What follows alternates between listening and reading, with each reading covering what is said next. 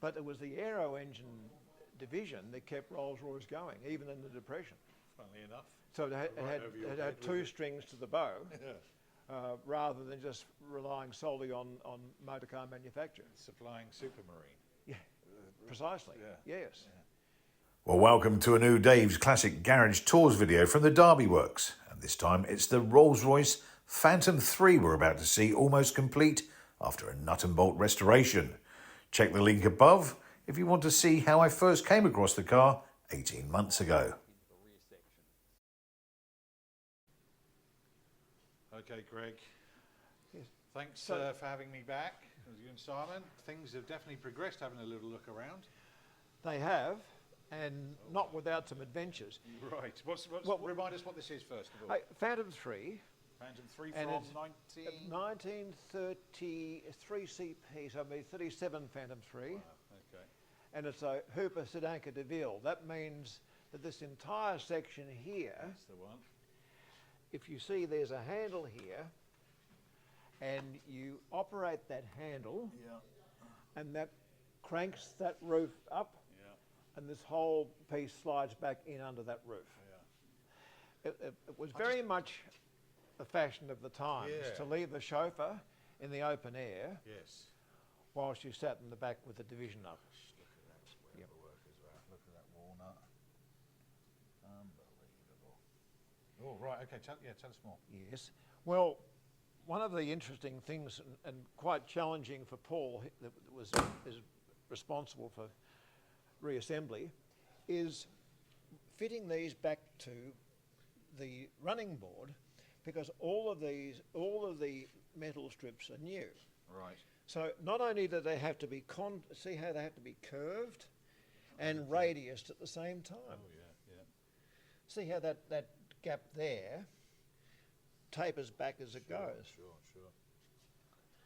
So while it looks quite attractive, it's also an exercise of the utmost complexity. Okay, so is that something he's had to figure out, or have they gone back to... No, he'd had to figure it out. So, he knew what he had to do. Yeah.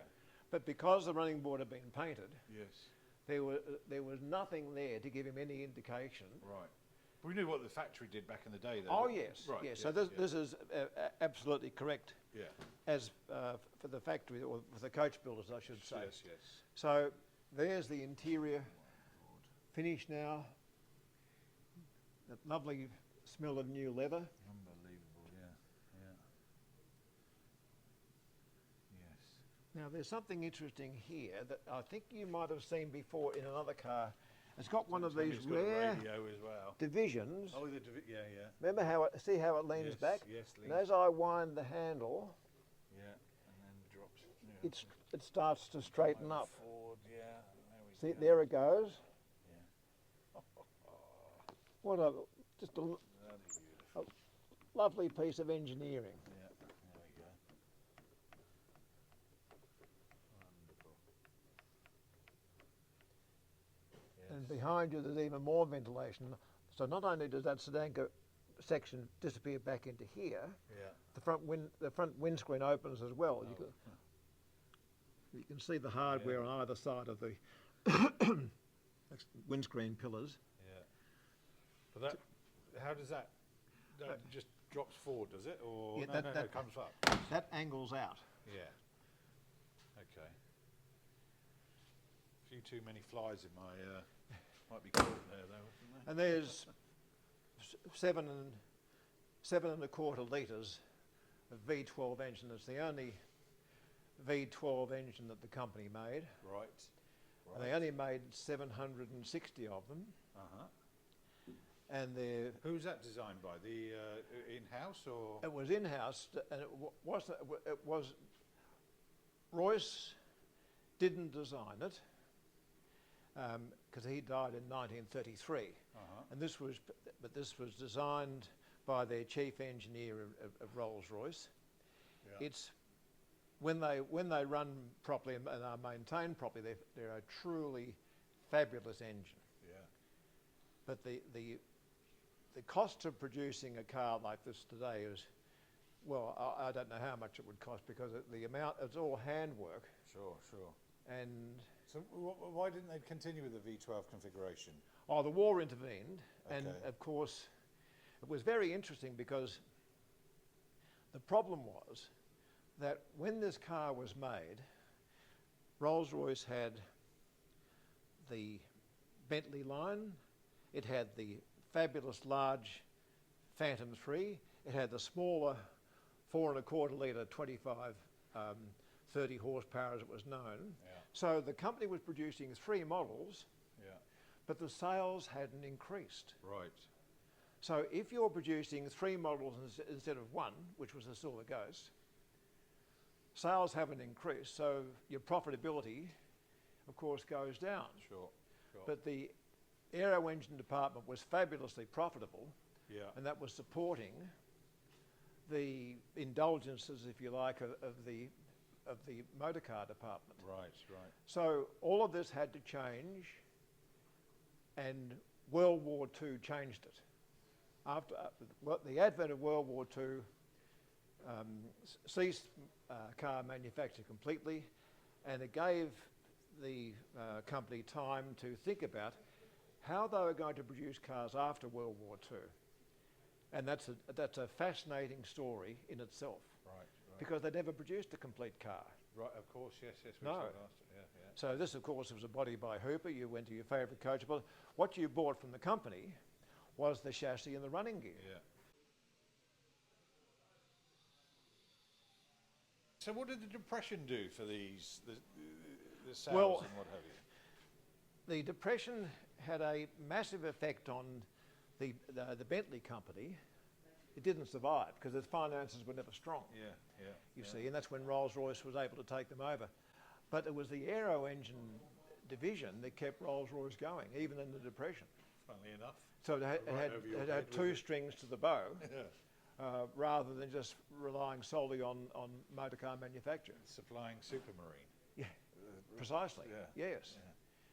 Yeah. You see, and the, you know, the contracts with the Royal Air Forces kept rolling along Yeah. through the Depression, for Right. example. Yes. Yeah. So it's, as you can see, it's a large motor car, isn't it? Yes. Yeah. And remind us, what sort of state did this come to you in? Yes, Come to the Derby Works. complete, shabby, in need of an engine rebuild. So the cost of starting all over again and producing virtually a new car with something as large and as complex as this is a very, very time-consuming and expensive exercise, as you can imagine.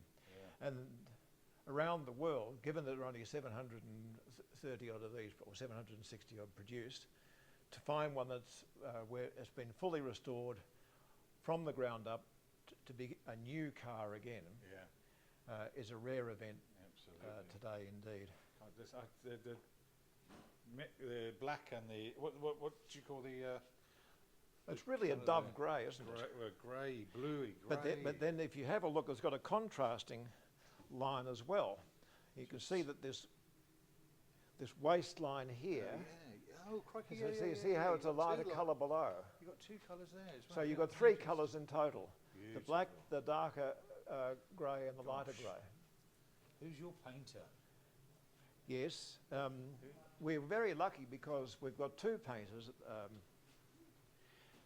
Both operate in the Dandenong area, Right.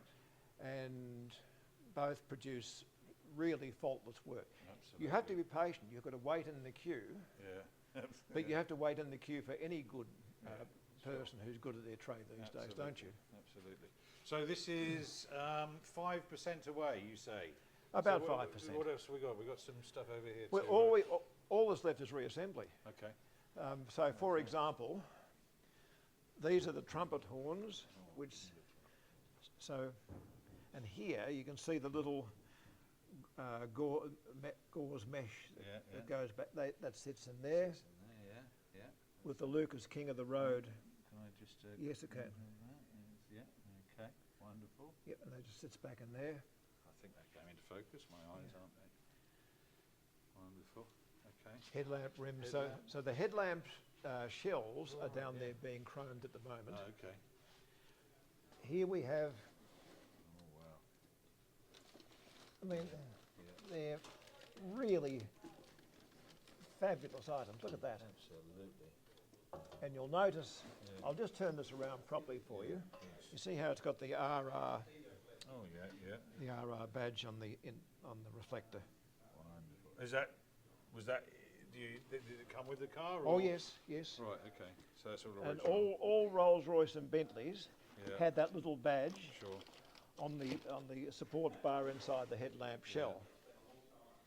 And so here, waiting to be assembled,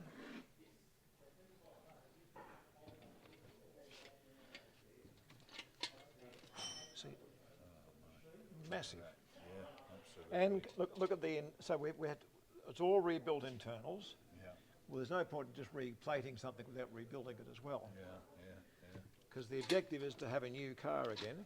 Sure. And Wow. we've got an outstanding plater in Harry as well.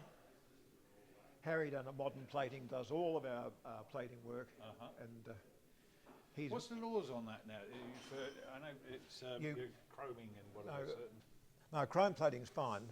It's CAD plating that you can't do. Right. And a lot of post-war cars, all the fasteners in the engine bays of the post-war Rolls-Royce were mainly CAD plated. Okay.